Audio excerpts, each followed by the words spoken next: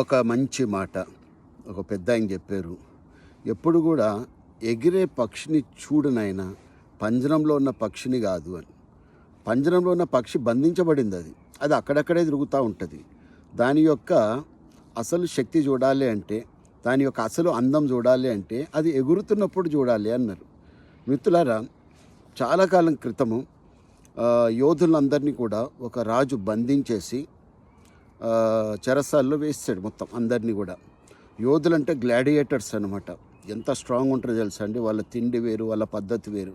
వాళ్ళందరూ కూడా యుద్ధ ఖైదీలు అయిపోయినారు. ఇక వాళ్ళకి సరైన ఫుడ్ ఉండట్లేదు, మరి లైఫ్ స్టైల్ అంతా కూడా మారిపోయింది, బక్క చిక్కిపోతూ ఉన్నారు. ఇంక ఇక్కడే సావు అని డిసైడ్ అయిపోయినారు వాళ్ళు ఇక అందరు కూడా. ఈలోపు ఒక వార్త వచ్చింది. ఏం వార్త అంటే, ఒక మహాజ్ఞాని వస్తున్నాడు జైలుకి, మరి అక్కడ ఎలాంటి సమస్యలైనా కూడా ఆయన పరిష్కరించగలడు అన్న టాక్ అన్నది వచ్చింది. ఇక అందరూ కూడా ఆయన గురించి వెయిట్ చేసినారు. ఇంకా జ్ఞాని వచ్చేసరికి చెప్పండి నాయన, మీకు ఏమేమి కోరికలు ఉన్నాయంటే అందరూ జ్ఞాని చుట్టూ చేరి, సార్ మాకు సరైన ఫుడ్ రావాలి సార్, అది కావాలి సార్, చికెన్ బిర్యానీలు, మటన్ బిర్యానీలు, బేజా కర్రీ కావాలి, పాయావుడు కావాలంటాడు. ఇక అన్ని రకరకాలుగా ఆ టైంలో ఉన్న ఫుడ్ గురించి అడగడం జరిగిందనమాట. అందులో ఒక్కతను మాత్రం దూరంగా నిలబడి ఉన్నాడు. ఆయన ఇంకా చూసినారు గురువు గారు. చూసి, నీకేం అవసరం లేదయ్యా అన్నాడు. అప్పుడు ఆయన వచ్చన్న మాటనండి జీవితంలో అందరూ గుర్తుపెట్టుకోవాలి.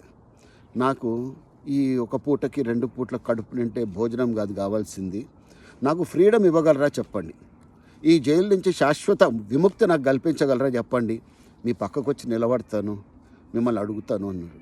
ఖచ్చితంగా నాన్న, from today you are a free bird, అంతే మహారాజా, ఆయనను విడుదల చేసేయండి అన్నాడు. విడుదలైపోయాడు. చూసారా మిత్రులారా, ఆయన ఫ్రీడమ్ కోరుకున్నాడు. ఫ్రీడమ్కి మించిన అసలు సిస్సులైన ఆనందం ఎక్కడుంటుందండి? So we should always strive for freedom. ఆ ఫ్రీడమ్ ఉన్న వ్యక్తి ఏమన్నా చేయగలడు. సో వీళ్ళు ఏంటంటే టెంపరీ కోరుకున్నారు, భోజనం టెంపరీ. కాబట్టి ఎప్పుడు కూడా టెంపరీ ఏవైతే టెంప్టేషన్స్ ఉంటాయో వాటి గురించి మనం ఎప్పుడు కూడా వెంపర్లాడకూడదు.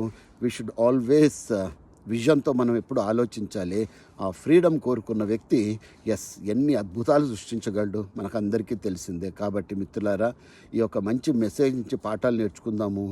డోంట్ గో ఫర్ చిన్న చిన్న లక్ష్యాలు పెట్టుకొని జీవితాల్ని మనం దుర్భరం చేసుకోవద్దు. ఉన్నతంగా పెట్టుకోవాలి, ఫ్రీడమ్ కోరుకోవాలి. I wish you a great life ahead. జై హింద్.